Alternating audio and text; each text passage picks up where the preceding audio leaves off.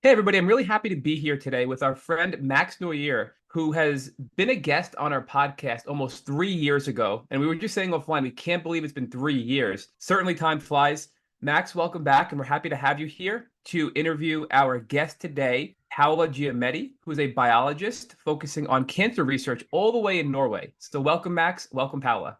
Thank you so Thank you very much. much. Thank you. It's really great to be back. It's great to be here with you, Matt, and to meet you, Paula. Very excited to learn more about you and your journey today. So, yeah, how are you? I see you're from Norway. How is that? How's the weather? I'm good. Norway now we have springtime, but I'm the north of Norway, so Tromsø is the name of the city, and it's a lot of snow still. So I need wait a bit to maybe after Easter.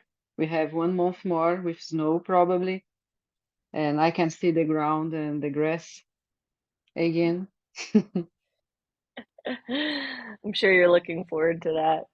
Yes. Um, yeah, so if you want to give a quick intro of yourself, I know Matt mentioned that you do cancer research, so I'd love to hear some background on that before we jump into your Lyme story. Yes, I did my PhD in Brazil, also my master degree, and I came to Norway. Uh, Before I had no job here, I found a job in a kitchen. I work very hard in kitchen. This time I thought, oh my God, I'm going to give up because it was very hard work for me. I didn't understand what was happening with my body. But I managed and I found a job in my area. So I'm working with cancer research in a very nice group in the University of Tromsø. Uh, and yeah, I study many kind of cancers like sarcoma, lung cancer, colon, prostate, mama. Yes. So for That's me, beautiful. it's a very good job. I sometimes I say for myself, I don't know if I could work in another place because my job is calm. Norwegians are calm people, mostly from the north. They are more concerned about not, of course, job is important, but they don't leave for work like we do in Brazil or maybe in other countries. I think maybe United States also people are more focused in job and not in private life sometimes. So here I feel I'm more healthy about, I mean, I uh, when I talk about stress, I have much less stress.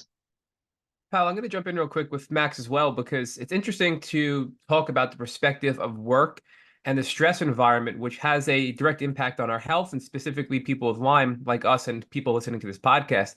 So here in the States, I'm from New York. I can tell you, you're right. People live for work, which is a really unhealthy way to live. So that's something Mhm. that I've learned through my Lyme journey. And Max, I believe, you've been all over the world. You've been in New York and now I think you're overseas. So Max, can you touch on where you are now and what it's like where you are? And then pick up the conversation with Paola, please. For sure. Yeah, I'm in Uganda at the moment and I'm living in Uganda and I've kind of been back and forth from here for the last 2 years, I believe. Um, Uganda is a very interesting place in regards to work and life balance. Some people work constantly, like literally constantly. Everybody has many different hustles. I don't know anyone who does one thing and one thing only. Everyone has their hands in a million different jobs. And then there are people who are just enjoying and they don't really do anything ever for work. So you have this funny mixture of work-life balance, and work-life balance has been something personally that I've been struggling to understand, especially from the perspective of having a chronic illness and trying to navigate that. So I'd love to hear uh, first about how you were before Lyme disease, and then kind of dig into more deeply how life changed for you and how you've been handling work life balance. Hmm. Actually, when you have a illness, you don't know what you have. You just live your life and you think, okay, this is normal. So since I was 11, uh, I had strange conditions, and I remember very well when I need to be in bed for 1 month, about 1 month. I was feeling weak. I could not walk. I could not go to school. I had a bit fever. And I remember I went to the doctor, but nothing happened. And I just stay at home. I thought maybe it's depression. I thought not when I was 11 about depression, but when I was with 22, 23, and I remember this situation, I said, okay, maybe was depression with 11 years old. But I could not understand. And with 15, I remember my mother needed to carry me in her back because I could not continue walking. The bus stop was 2 kilometers from my house, and I need to do this way, go and back every day to go to school because I lived in the middle of forest in Brazil. So it was very, very hard. I realized that when I was 20, 21 years old, it started to, these trigger points in back started to appear. And first one I remember was in my neck. And I thought, what is this? Is a tumor? Because I never had, or I couldn't understand. And also I had problems in back, more trigger points appearing, and it started like this. And I couldn't follow so well the university. I felt super tired. And I could, can you imagine, in presentation, I was going forward with slides for a friend, pressing the button forward, next, and I press it, next, and suddenly I slept. And she started to next, next, and I was sleeping. And so in meetings with boss, I slept in the middle of meetings in front of my boss. So I was super tired all the time. And in São Paulo, where I lived, I spent about 4 hours to go and come back from job. Paola, So, real quick, I want to ask, so if we can go back to the time you were 11 when you first got sick, you said that you were mm-hmm, in bed for about a month, and then it got worse where mm-hmm. you couldn't even walk by the time you were 15 to the bus stop. So where were you living? I think you said that you grew up in Brazil. So is that where you were at this time? Yes, I grew up in Brazil. I came to Norway 2018. Okay. So So in Brazil, when you were 11, did your parents bring you to a doctor? What were they saying? Because a young child being bedbound for a month and a young child not being able to walk to the bus stop is very alarming. So I'm curious what life was like and what doctors you were seeing as a young child. I went to the doctor and I remember no blood test, anything. And I just said, okay. I remember the doctor said something about, uh, I don't know what is this, maybe it's a virus, like all doctors do, when they don't know what is happening, they say it's virus. And I just stay at home without any medicine, just waiting to be better. So nothing. But did you get a little bit better? So I know you never got fully restored and you weren't, the way you were before, but did you get better enough to go back to school and quasi function in life? What was life like as a young child? Yes, I felt better. I could come back to school, but I realized that um, my memory and everything around me started to decrease. Like the attention was harder, everything was harder. I could feel more pain in body many times, but always also family. My mother said, ah, it's normal, you are growing, you feel pain when you are growing. And okay, I had issues with my heart, I feel pain in chest. It's normal, in my age, I had the same.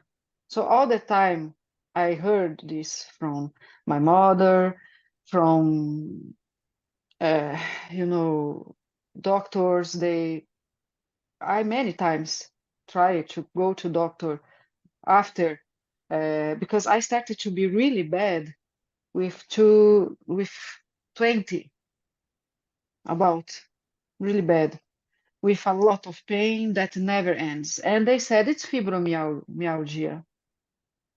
Yes. So, Um, Paola, real quick. So, really, up until the time you were 20, you didn't see any other doctors because your mom said these are normal growing pains. But looking back, you realized they weren't. So, you really just were struggling yes, through as a child up until you were 20, correct? yes. And also with strange things in my skin. Ah, it's normal. Maybe it's some because of the warm or always. Of course, I don't want to put in my mother like she is guilty, but in her mind also I understand that she had everything for children to feel like everything is will be okay. Did you have any brothers and So sisters that were yes, as I well? have And how many? one brother and one sister. Were they healthy? Were they having any health issues, or were you the one who was really struggling the most with your health as a child? They are. You mean if they are healthy? Yes, They are. they are. Yes. Hmm. So you were just the daughter who was a little bit more sick than your brother and sister, but your mom thought it was normal. Exactly. So now you still go to school, you graduate, and you go to college, correct? Yes, exactly. So let's focus on your college experience because that seems like the time when you really started to crash and have severe health issues. You talked about, managing a presentation for a fellow student, clicking through the PowerPoint slides, and you fell asleep while doing that for a fellow student. You had extreme pain, and I believe you said that you were diagnosed with fibromyalgia at this time. Yes. With 20, I was diagnosed by fibromyalgia. And I had also, I just thought, maybe it's fibromyalgia because I was speaking with a psychiatric, uh, and he said, okay, you are taking antidepressant because I was with depression. And he said, okay, how you feel? And I feel less pain. What? Less pain? Why? Oh, and he said, this medicine is using also for fibromyalgia. Maybe you have.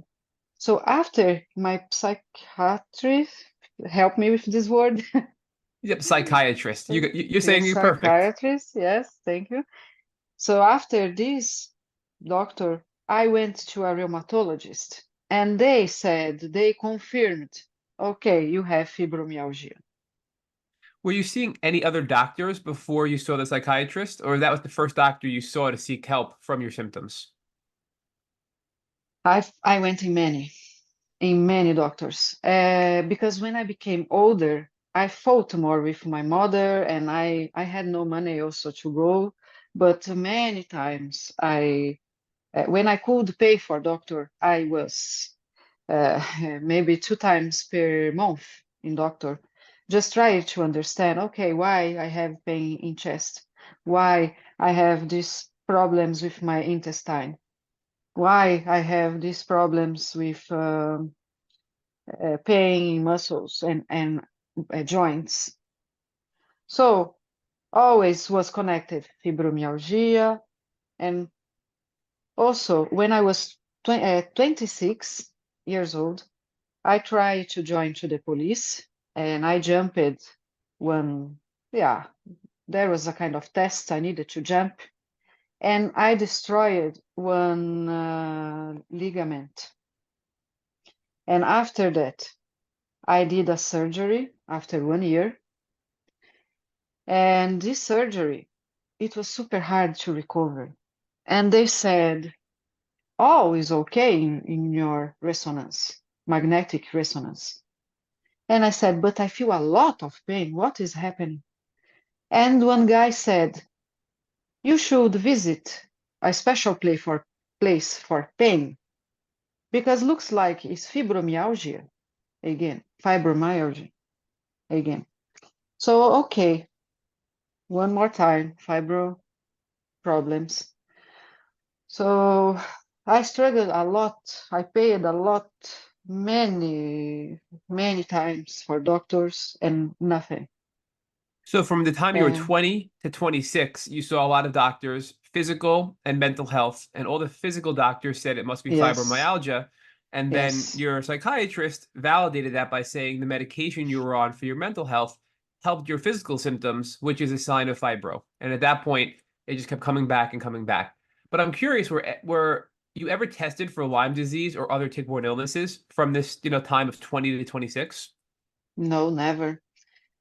You know, when I came to Norway, 2018, I started to work at the university 2019, and there, after 3 years, about 2020, 2023, actually, last year, my colleague in job, she said, your symptoms looks like the symptoms from one guy we have here in Norway. He is from the TV.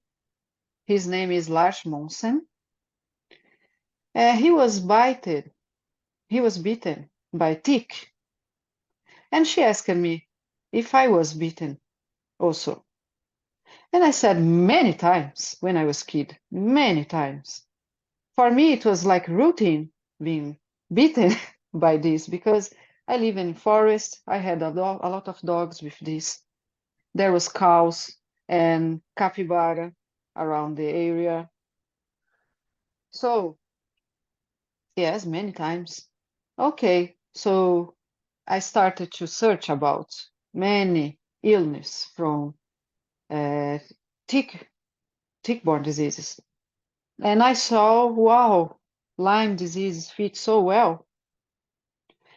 And I tried to speak with a doctor in Brazil. And he said, send your blood to Germany. And because I tried to diagnose here in Norway, but the doctors here, they are not prepared. Even in the laboratories, they are not prepared for this kind of illness. It's not, and also Lars Monsen, this Norwegian guy from the TV, he discovered his Lyme disease in Germany, like me, because here they are not able to diagnose. So I want to kind of recap because the frustration I think so many of us feel in this community, you had to consult with professionals in 3 different countries to get a diagnosis. And it only got brought to your attention because a colleague said, hey, somebody who's on TV, somebody famous, had Lyme disease, and your symptoms seem like it. I think you should go consider Lyme.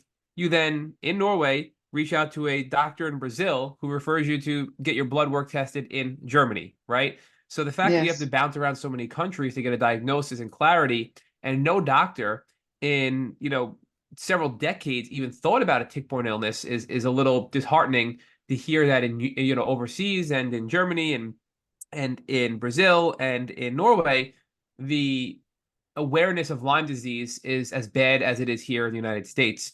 So Mm-hmm. before we go there, I want to pull back a little bit more to your 20s, right? So before you graduated college and before you went on to, get your PhD and then you moved to Norway to work at a university to study cancer, you were still in school struggling with your health, but you still got your degree. So you graduated and you must have been taking some science and medical classes to get your PhD. In any of your education, in any of your classes, did you ever learn about Lyme disease or tick-borne illnesses and how severe they can be? One thing that is crazy is that I'm a biologist and I worked with tick. In my bachelor, I did a project because I wanted to see if I could find, for example, in one special area in Brazil, it was a favela area, I would like to take tick from dogs to identify these ticks and see if they could be a potential vector for illness for people and for dogs. But I just identified the ticks. So I was not really into Lyme, into illness, but look how crazy it is. And I already had the illness. That is insane. So you were Yes, studying different species or types of ticks to identify what diseases they can carry. So, for example, a dog tick is known to carry different diseases than maybe the Lone Star tick. So you were yeah, studying what these ticks can carry and, helping identify various ticks and what diseases they may spread to humans, but never yeah. thought maybe I'm suffering from a tick-borne illness myself. No, because I was focused more on biology, in zoology. I was not focused in in microbiology, you see. So that So, and I think that's a big problem, Paolo, with the medical community, especially here in the United States. And I'm curious if it's a mhm, problem where you are and were, both in Brazil and Norway, where our specialized care with medicine really kind of puts these narrow blinders on where people don't see things that may be related in another field of study. And it seems like that's what you were experiencing, that you were a biologist, but you weren't really getting any information from people who studied the diseases to help you kind of put the bigger picture together. And that didn't come into play until you were, now working in the field and a colleague talked to you, correct? yes, very hard to, no one connected. I never connected also. So based on that, what are your thoughts on education and universities? If you are studying biology like you did, do you believe that there should be more of an emphasis on things that are related to give you a broader knowledge of the field you're studying? Do you think that would have been helpful for you in your personal experience? And do you think that would be helpful for you in your professional experience as well? For sure, yes. And I remember the time I studied the bachelor. Lyme disease was not so, people never spoke about Lyme disease in Brazil, or if they spoke, it was very like short, because everything we talk it's about United States. So of course, I think today this education program should change a little bit or too much or a lot because it's a lot of people being uh, with this illness. So and we just have chronicle, have no cure, and do you struggle for the rest of your life? So it's very serious, and I don't know why a lot of people still don't know what is this. So let's go back to you're 26 years old and you're studying to now and taking a test to become a police officer. So part of that is a physical test, it sounds like, where you're doing a physical test and you tear a ligament. So you get an injury. You get an MRI and you have to have some surgery. And the MRI shows after the surgery that everything is okay, but yet you're still having pain and you're not recovering. So what are your doctors saying? Because this is a trend. This is something that keeps happening in your life where you keep getting sick, you keep having these things that other people have, but you're not recovering like everybody else. Are you, your family, or your doctor saying, what's going on with Paula where she can't recover and she seems to be more sickly than everybody else, her brother, her sister, and everybody else around her? About my family, I think they always thought maybe I'm more not weak but fragile in some point, and also because everyone thought that was fibromyalgia. So, and the doctors always treated me like, okay, if it's fibromyalgia, it's depression.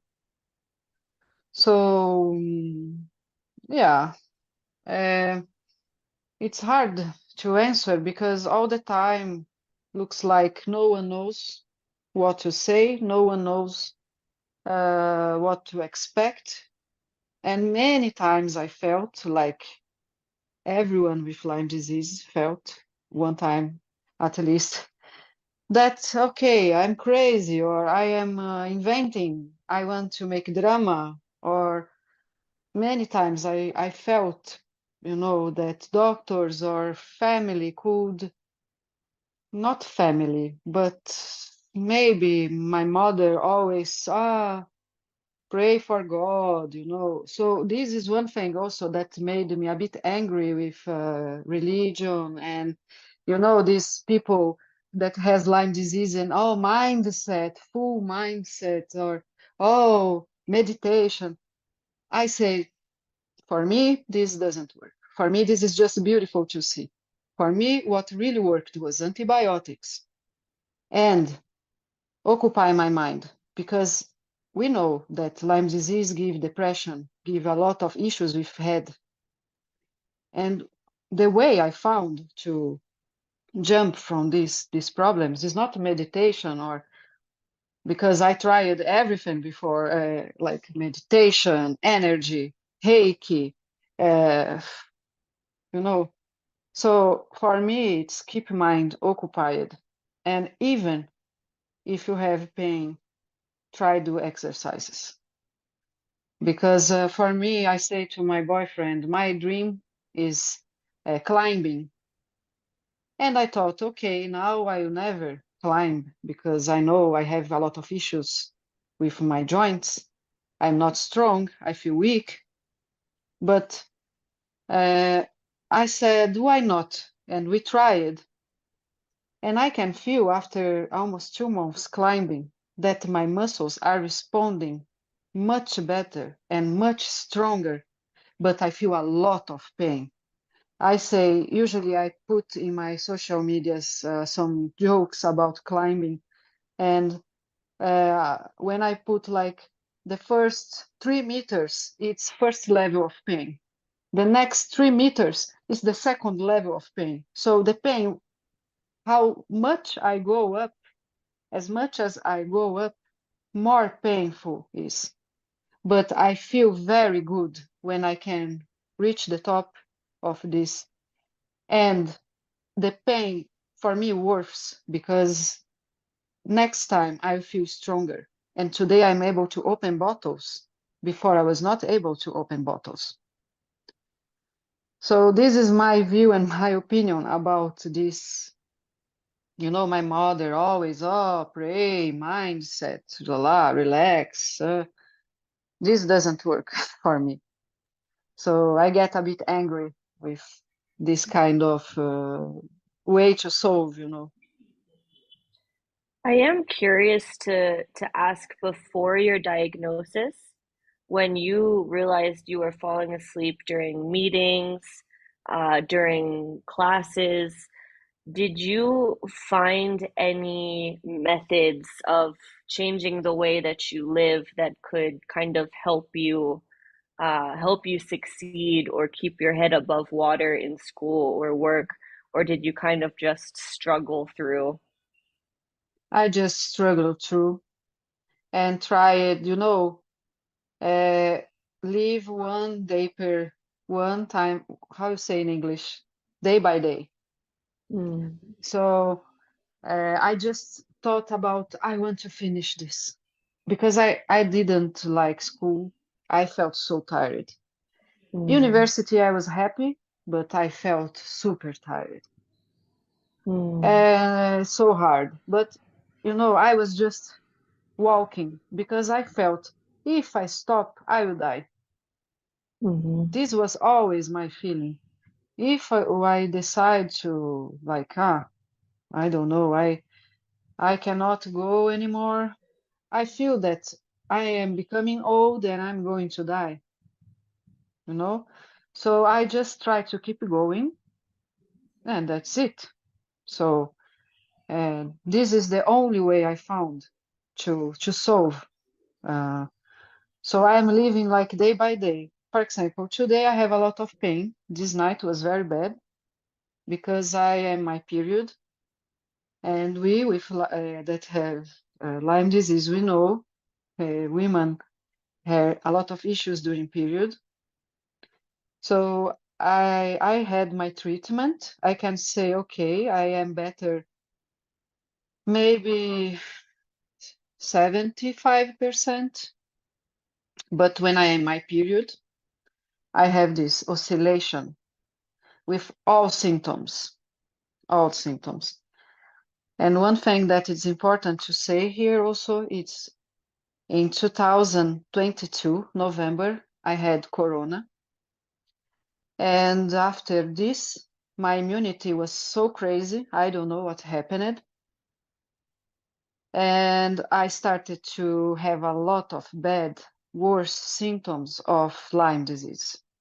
So at this time, I said, okay, I am dying. So I should run and really understand what is happening. So my colleague said, oh, you have this paresthesia in your mouth. You don't feel your tongue. You feel pain. You cannot open your mouth. This looks so much Lars Monsen, this guy from TV. So after that, she said, try to see if you have this disease, illness. So last year was my hell year because I was with a lot of pain and I shaked voice. My voice was trembling.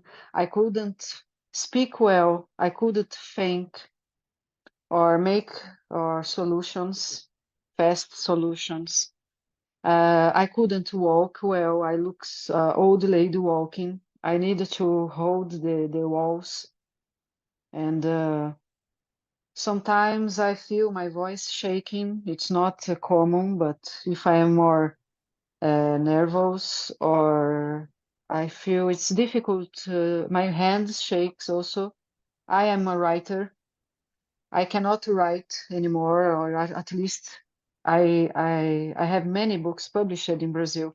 But this year, I mean last year, I couldn't create anything. My mind was like a just white cloud, and I cannot, I'm still in this cloud, trying to go out of this. Paola, let's jump back a little bit. So you're now in Norway, working at university, and you're told by a colleague about potentially having Lyme disease. And you send your blood over to Germany for testing. Do you recall the lab? Was it Armin Lab? Do you know where in Germany? What lab you sent your blood to? The name of the lab? Yes. Oof, I need to check because, my memory is not so good. Arming Labs, yes. Arming Labs. Yeah, Wow. Yes. we actually had Dr. Armin on this podcast. He's the founder of Armin Labs, and people from the United States and all around the world use him and his lab Mm, for Lyme disease testing. So it's good. interesting to hear that, in Brazil and Norway, you're still using Armin Labs in Germany. They seem to be the premier lab in the world. So Mm-hmm. when you got your lab work done, did you only look for Lyme disease, or were you looking for co-infections as well? And what were the results? Co-infections. I Co-infections. saw Okay. the co-infections. It came positive for Lyme disease, but here in Norway, they didn't accept the answer from Arming Labs. They said, maybe this is like a scam laboratory. But like you said, it's one of the best of the world. And I did for co-infections. But my treatment included Bartonella also. Even it was negative for this, but my doctor said maybe it's better we try also Bartonella because of my issues. I treated for 3 months with 3 different antibiotics and supplements, and later I had resistance. I think because of these fumes we have in the joints, and I was still having Herx reaction, and I took 3 more months of treatment with 3 other kinds of medicine, including for Bartonella.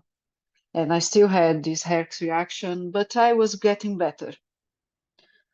Paola, tell us about you. Do you remember the type of antibiotics? Because, well, I guess let's go back even further. How did you find a Lyme literate doctor to treat you? So it sounds like Lyme isn't really well known.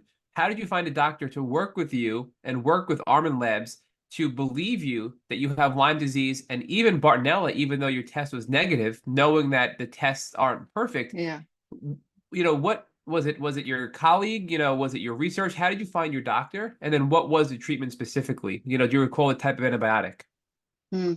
I found the doctor through internet, on the newspapers in Brazil, and I saw that he was the most important doctor in Brazil that works with this illness. And I searched him, spoke with him, and he gave me this tip about Army Labs. And he said, you know that this test for Lyme disease, mostly with people with chronic condition like you, maybe it can happen that just 40% accurate, I think. All tests. I don't know about Bartonella, but for Lyme disease, it's like this. And I said, okay, but it came positive anyway. And he said it's Lyme disease cannot be just based on tests, but clinical conditions. And if you have also in your history of life bite, if you were bitten of this, or an allergies, and I had, of course, so issues with skin. So I also searched many forums and people speaking very well about this doctor. His name is Carlos Levinsky, and the treatment you asked, right? I need to remember now, but this blue methylene, doxycyclina, azithromycina, tinidazole. Um, I need to check again, but No, now I don't remember.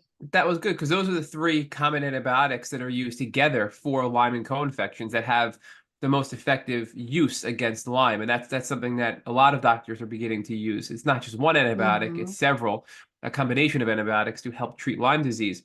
So I do want to kind of talk about something you said earlier. You said that before you got diagnosed, your parents were saying, "Hey, you need to pray and you'll feel better." And people were saying, "Hey, focus on your mindset and you'll feel better." And you were like, "No, I have something really wrong with me and I needed antibiotics." And though, your family were just trying to help, but I think that's a hard balance because for me personally, Paula, I have found that yes, I needed real treatment. I did personally IV antibiotics. I did oral antibiotics initially, and then I did a herbal and more natural regimen as well to help improve my health. Mm-hmm. But I also, in addition to those things, did a lot of mindfulness techniques. I focused on my mindset, rest, relaxation, faith, exercise to your point. I think you need to focus on all of those things together to be as successful as you can in your healing journey. But for Yeah. me, it was hard to admit that because so many people said it's all in your head and you can just think it away. But really, it's a combination of both, I feel. So, what do you think about that? Do you think that's hard for us in the Lyme community because we were told it's all in our head and we can think it away to recognize that that is part of the healing experience, but not the only part of the healing experience? For me, it's a bit hard to answer this, but I, for me, I am, I am on meditation the 24 hours per day because I have this brain fog. So I am like this the whole day, very relaxed now. You know what I mean. So for me, this is a kind of meditation. I am calm. So I don't think this really works for, of course, related with depression. Yes, I agree. When you are angry or bad in some situation in life. But for me, my experience, um, I realized along the years I had a it was very hard to um, to deal with frustrations. For me, this is very hard today. So maybe, okay, the mindset can help during this moment. But for me, it's very hard to answer this since I got a bit resistant, uh, with, of course, medicine and herbs and supplements, very important, and therapy, psychotherapy, to understand and learn to listen your body and respect your body. Also, don't feel guilty, because we feel guilty when we just lay down and don't do anything. I feel guilty. So it's important to have a compensation. So I believe for most of people, faith in God or pray, it's a way to receive this relief. Yeah, and that's exactly what I mean. So, Max had asked earlier, what have you done that has helped you sort of feel better and get through it, especially when you were younger in your 20s? And I think, what I'm hearing from you, Paola, is that yes, you really need antibiotics and herbs and things to you take to help make you feel better and get rid of the disease and the illness. But being able to have therapy and deal with the emotions will help you feel even better. So I'll kind of use my example here. Hmm. When I was really sick, I would have anxiety, I'd feel alone, I'd feel depressed, and those feelings I had made me even more physically worse because my body was so overwhelmed. My brain was overwhelmed. I was tensing up my body. Physically, I was tensing up because I was anxious and nervous. And when you are sick from Lyme and infections, and you are in a place of anxiety and depression and really bad emotions, you're going to get even worse because your body isn't able to Yes, heal or to do what it was designed to do. Now, that doesn't mean you're going to feel great. It just means you're not going to feel as bad as you would if you were completely anxious and depressed and in a bad place emotionally, which is why therapy is so important, Paula. So, do you agree with that? That there it really is two sides to the coin, where there's a of physical course. healing part, but the emotional, the therapy, the spiritual is really important too, to help have a state of calm to allow your body to Yes, heal with the support of the medicine, right? for sure. Yes. And also during these years, I was really trying, something with religion. I was like with strong beliefs also. So maybe this helped me during these years cross these hard times, of course. Um, yeah, but good that I found and I could increase treat the neck with antibiotics. And now I'm not so much into mindset, but I'm more into sports. And because I feel I need a bit time, to accept again some, like, okay, you are with pain, try to do meditation. Because my doctor here in Norway, I said I was crying with pain, and she said, "Did you try to get fresh air?" So for me, it's almost suggested meditation, and I was very angry at that time. So I need more time to maybe feel less angry with some, yeah, Yeah, procedures like this. and it makes sense because you were told from the time you were 11 until the time you got diagnosed at 39 years old. So you're talking Oof, about yes. 30 years of your life, you were told it's fibromyalgia and depression. So you were told it's all in your head, and it wasn't. So when somebody says to you, hey, go out and get fresh air and you're going to feel better, you respond by saying, it's not all in my head. It's not just that I need fresh air. There's something else going on. So I totally get that reaction. So understood, right? And that's where I Yes. think the balance of understanding you need treatment and these other tools is really the best approach to healing. So you mentioned exercise, and I want to touch on this. And maybe Max, if you can weigh in on your experiences too with movement, because people that are avid listeners to this podcast know I personally have struggled with exercise. Before I got sick, I was a big runner. I was running about 10 miles a day. You know, the typical story. I was working multiple jobs, exercising. Then when I got sick, I was extremely exercise intolerant. And even as I started to feel better, if I went for a half a mile walk, I would be in pain Mm-hmm. for a week. Like you, Paola, you described the Mm-hmm. more you exercise, the worse you feel.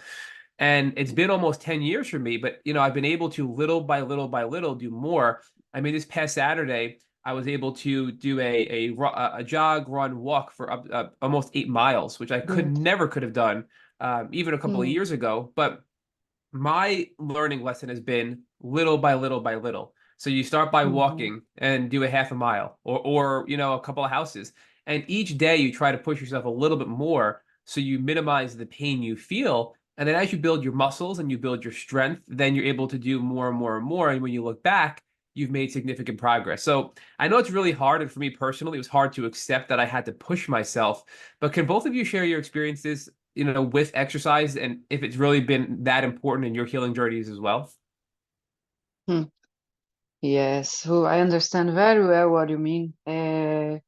I was very sportive, you know.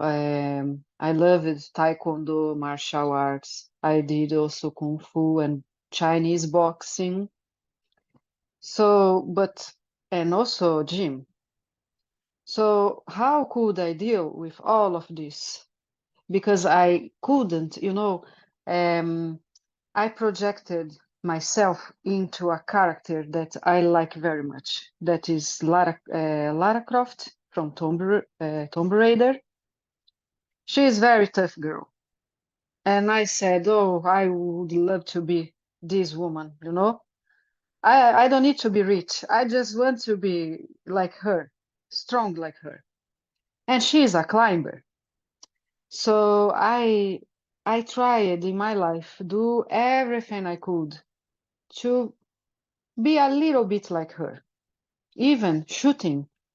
I learned how to shoot with many kind of guns just for relaxing, relaxing. So and also martial arts. I did 6 years one place, 2 more years another, but always I was struggling a lot. But with 20, I stopped because I start to be worse. 20, and I tried again with 25, and I struggle more and more, and I stopped it again. And 26, I had the problem in my knee, and later a lot of physiotherapy, a lot, and I came back to gym. But all the time I was in gym, I needed to stop for, like you said, you also couldn't tolerate the pain of the exercise. For me, tolerate the pain of the exercise is hell because I feel when I am moving, I feel these wounds I have in my joints. So, but by one side, I try to don't give energy or focus for these wounds, for this pain. I try to use a bit anger, like I don't accept to be like this. It's like um, I really don't accept to be like this. I don't accept to be old, like or feel old before I should be old. So I really struggle with pain because if I don't do it, I feel frustration, and frustration for me is very bad. So I just learned that I should breathe very deep all the time.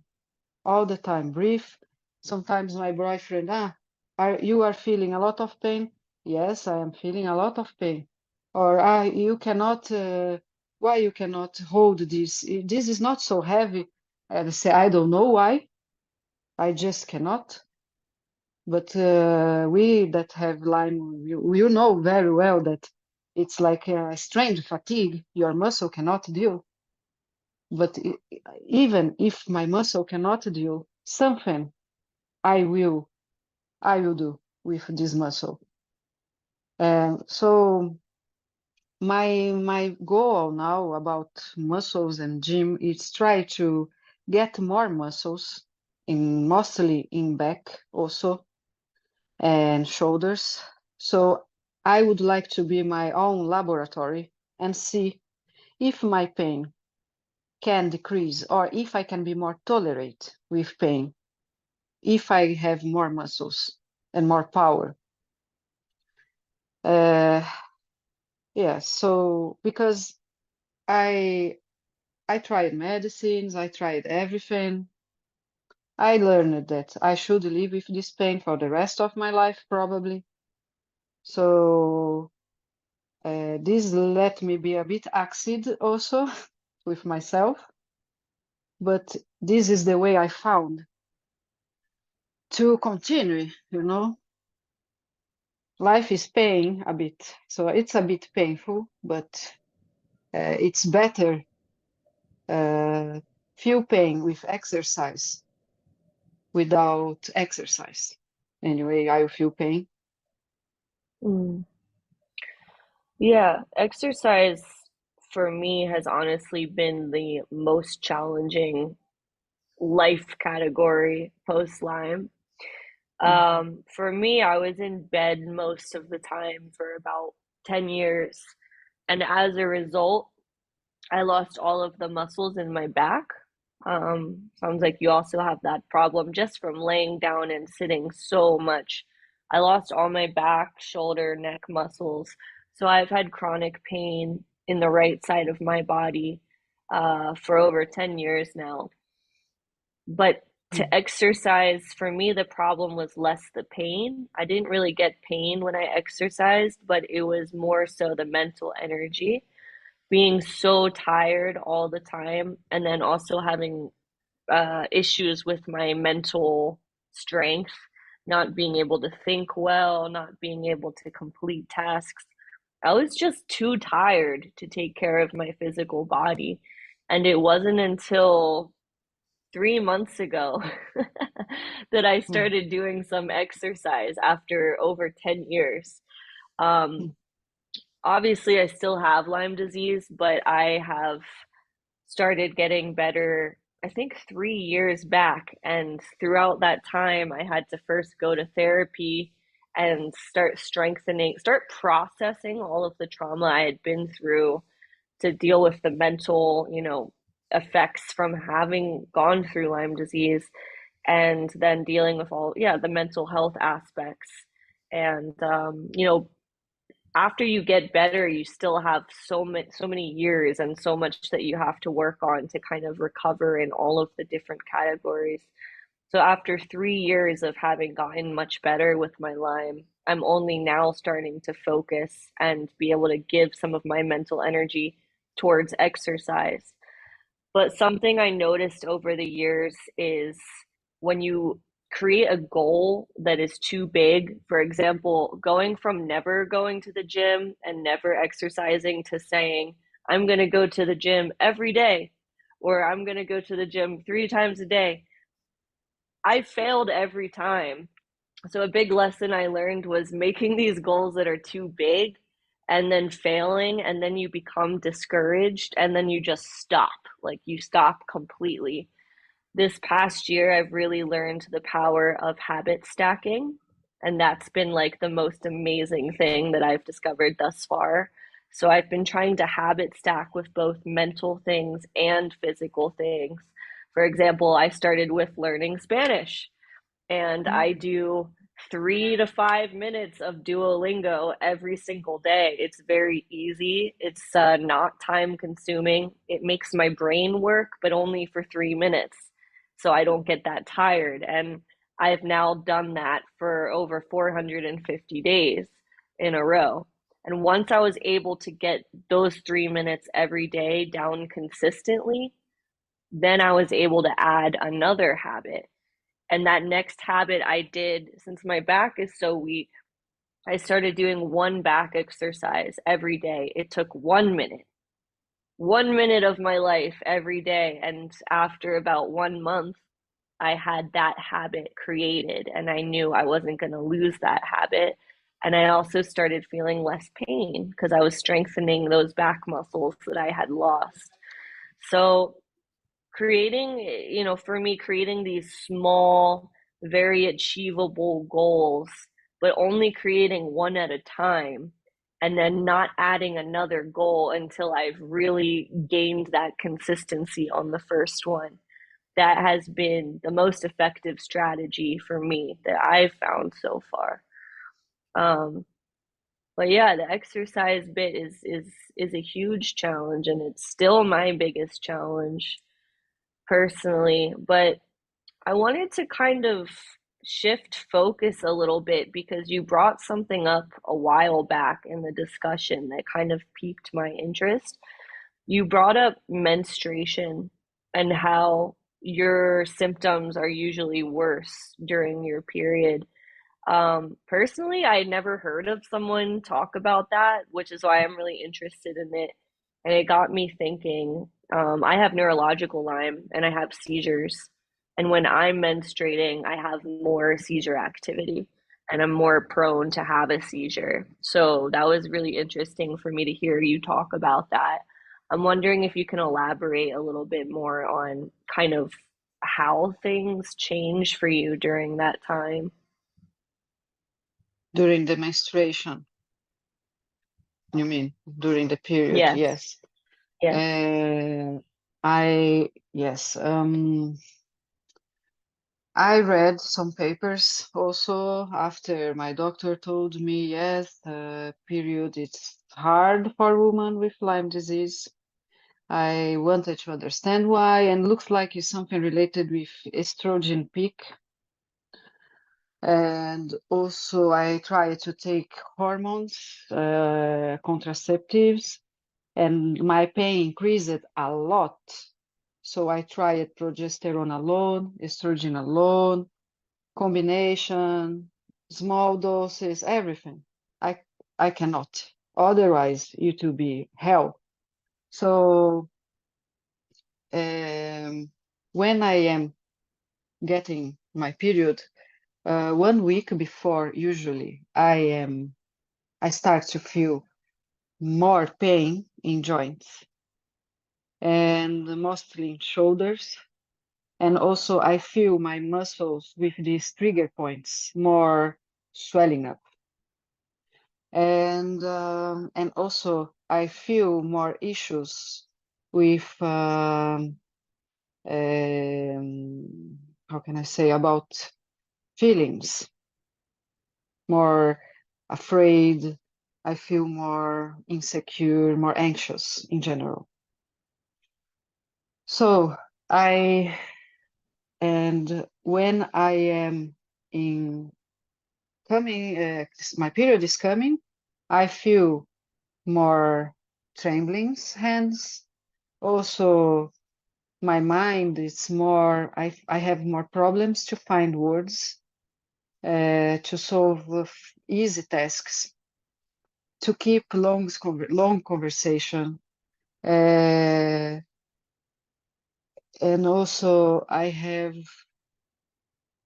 it's also my eyes, sometimes when I am my period, I am more, my eyes are more blurry, and I have this noise in my ears also.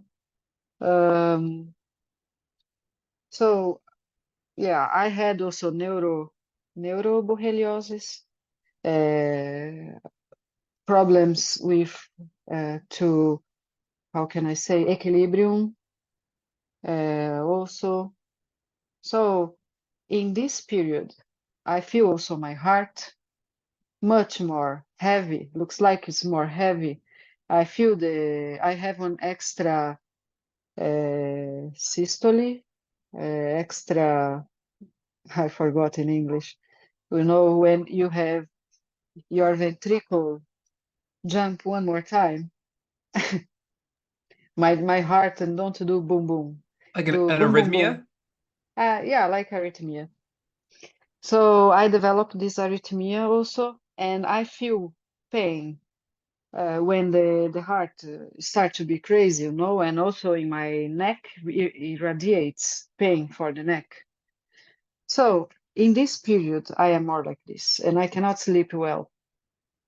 But after 2 weeks, I mean 1 week before period and 1 week after period, I have these issues.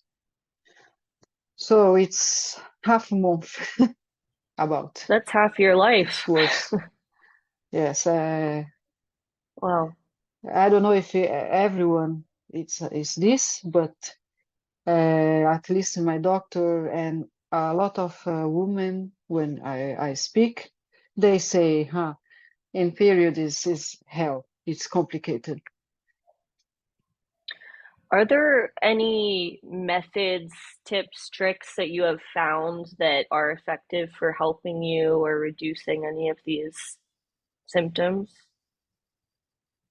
Massage helps to relieve a little bit, but it's more instantaneous relief. And I also realized that when I go into jacuzzi and I have this massage with water, it helps a lot. And because I believe it maybe stimulates the circulation, and this something happen and I feel more relaxed. But also sometimes when I am with a lot of pain, I take a hot shower. That also helps a little bit. And also cannabis helps a little bit. Not always, but it helps. Which more I can say? Some anti-inflammatories I use sometimes, not always, but helps like 20%, 30%. That's interesting. Do you take natural anti-inflammatories or prescription? Yes, actually, when I was facing a lot of pain, of course, always is a lot, but before when I couldn't walk well, um, I started to read about natural, and here in Norway you have a lot of birch, birch, I think is the name of the tree. Yes, and I saw that some people, Scandinavian natives, they use it for treat the leaves of these trees for treat some like antibiotics and also anti-inflammatory. So what I started to do 3 years ago, I started to drink from these leaves, and I realized that helps, really helps. But you need to drink a lot, and like all anti-inflammatories, it's not good if you drink a lot because of the stomach.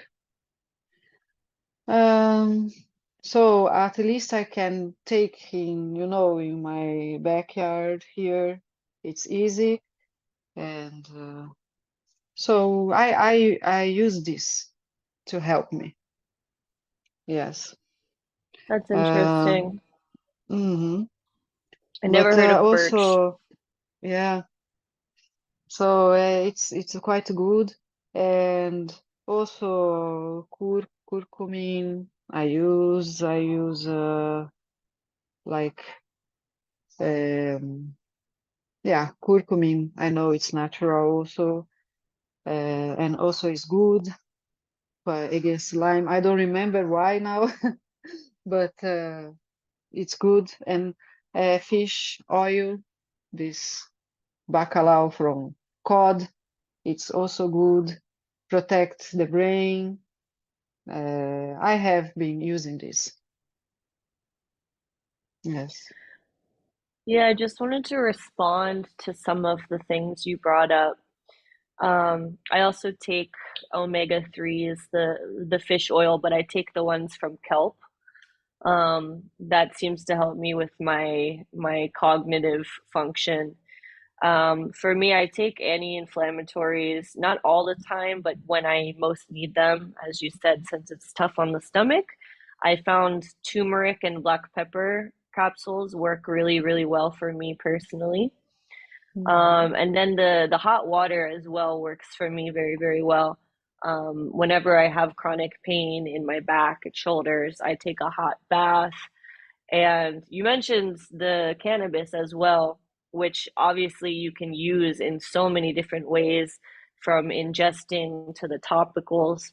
But something I discovered recently that works well for me is the CBD bath salts to put in the bath. That helps. I think, the hot water opens your pores, so it gets in there Mm. quickly, and it soothes the body. But one thing I wanted to bring up that helps me a lot, because you mentioned circulation, especially during the period, and how circulation can help with some of that pain.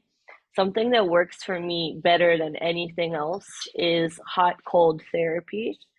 So, something I've practiced is every single time I take a hot shower, I end the shower with 1 minute of freezing water. It's extremely uncomfortable, but I do that hyperventilation breathing ahead of time to prepare my body for the shock of the cold Mhm. water. But going from the hot to the cold immediately, obviously it triggers the immune system, and it makes your circulatory system work really, really fast. And I found for me doing that hot cold contrast helps reduce my pain immediately. But I also found that it has a more long lasting effect than if I just take a bath that's super relaxing and then I get out and then I'm in pain again after 5 minutes. Mm. Okay, so you experience a good or a longer uh, period without pain if you take this shock. Exactly. Yeah, going Mm. back and forth between the hot and the cold. And I've heard a lot of people who do, the ice baths and things like that for pain reduction. But yeah, for me, this has been the number one method for managing the pain is the Mm. hot cold therapy together. Interesting. Because here we have a lot, and I tried once. I thought I was going to die because it's very hard, but I will, next time I will remember about you and I will go choof, inside Yeah. this water. Hmm. Well, the ice therapy and some people do cryotherapy, which I think is also supposed to be really good for you. Those are kind of the extreme, versions, but for me, just taking the hot shower and ending with 1 minute of cold, no ice is a really good way to practice getting the body used Yeah, to that contrast before you go straight into the ice bath or the cryotherapy. very good. I will try this today. Awesome. Let me know how it goes. Mm. Yes, very good. Mm. So, Paola, I'm curious, besides the antibiotics, was there anything else that you've done that we haven't discussed that's been helpful in your healing journey, whether it be to treat Lyme or even just give you symptom relief that you can share with our listeners? For me, I think the after this 30 years being infected, I believe the most important thing was the antibiotics. And I cannot say so much about it after antibiotics because I finished my treatment in 1st of January. So now I am taking this one medicine to increase immunity. So now I am slowly experiencing more what really helps. Because for me, it's like a blind shot. I finished to take antibiotics quite few months ago. So for me, what really helped me was the antibiotics. So I hope this medicine now can help me a little bit more with the immunity. And I realized it also after when I took the antibiotics, when I finished, looks like my body was adapting. It was going into a kind of adaptation, and the bacteria was growing again. But I felt, oh my God, maybe my treatment was not working well. Now I have a lot of troubles, but not suddenly. Looks like my body was adapted, or the bacteria just stopped, or they grew a bit more, but there are some that is controlling inside my body, and I feel more, not so many variations per day. You know what I mean? It's not floating so much. I feel more stable now. So uh, what I really do now when I have a lot of pain that helps is maybe take hot shower, and I will try this cold and this hot and cold.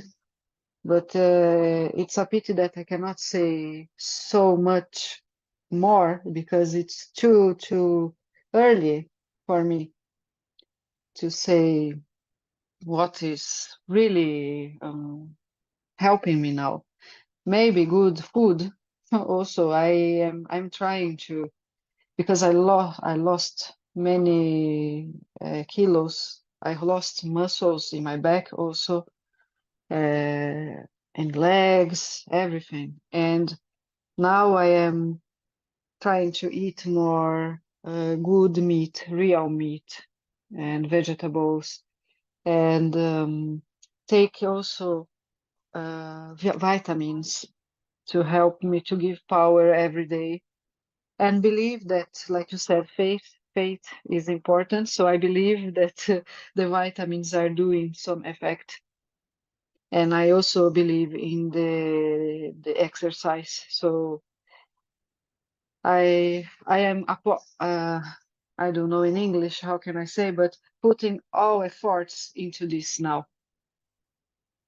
Yeah, so Yes. you're in the repair phase. So, we look at Lyme as there's different phases to the journey, and we've come up with a different, we call it acre. So there's I'm sorry, not acre, parm. I'm giving a sneak peek at something else that we're working on. But with parm, it's really you have to prehab your body, you have to assist your body to kill and remove the pathogens, and then you have your recovery and maintenance. So you're at a point now where you're building your body back up from decades of damage. So you're taking vitamins, you're eating well, you're exercising, you're taking things to boost your immune system because now you're done with the assist or the kill phase to kill the bacteria, and you're rebuilding and you're rebuilding. And that's where you are right now. Can you share with us if you know offhand what medicine are you on or what do you want to help rebuild your immune system? Because you mentioned there was some immune therapy you were doing. Yeah, can you help me with the name of this medicine? It says Oh, naltrexone. naltrexone. Yeah, Low this. dose, probably LDN, low dose Low naltrexone. doses. Yep. Yes.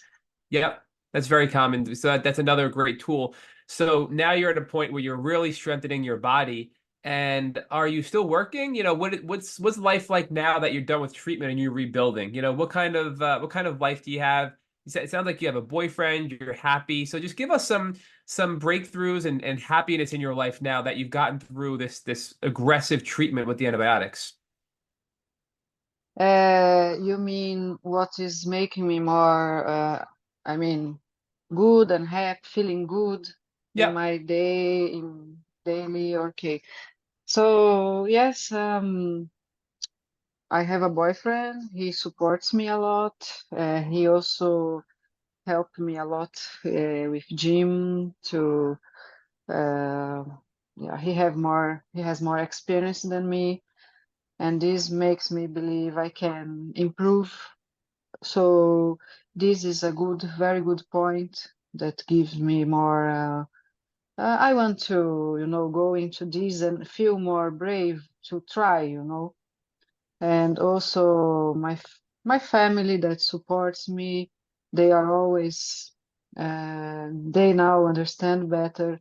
My mother helped me a lot also in this process of taking care of me. Um, and also now my job, at least my colleagues, they understand the situation. I try to be a bit more tough also in job because I don't want to show to them that I need to work less because my boss offered me if I want to work less. I believe you need to work less. Oh, no, I don't want. I want to continue. I want to have the same salary. My boss doesn't understand. She is pathologist, but she doesn't understand well that the illness is hard to be treated. She thought, oh my God, being at home for 1 month looks like you looks good. You don't looks ill. So my boss doesn't understand so well, but now she accepted better, and I feel more support from my group and also I have few friends here, but good friends that listen me. Can I can talk about my problems, like psychological problems, my issues in life. So I think this combination gave me good. All of this combination are giving me, yeah, a good perspective. To continue in this way and to, yeah, don't give up. So I Well, think Paola, all of this helped me a lot. Paola, we can't thank you enough for joining our Take Bootcamp podcast. Max, we can't thank you enough for coming back to co-host after 3 years of being a guest yourself on this podcast. I mean, truly, all three of us are in different parts of the world, but we're united through this common cause to raise awareness and help other people across the globe to deal with chronic Lyme disease. So, Paola and Max, thank you again for joining our podcast. Absolutely. Thank you so For much, sure. Paola. Thank you, Matt. Thank you very much for the opportunity to speak with you about this, both of you. And if, of course, if you have in the future, probably I can share much more experience about my immunity. So it will be always a pleasure to talk with you and also get feedbacks like I'm learning with both of you.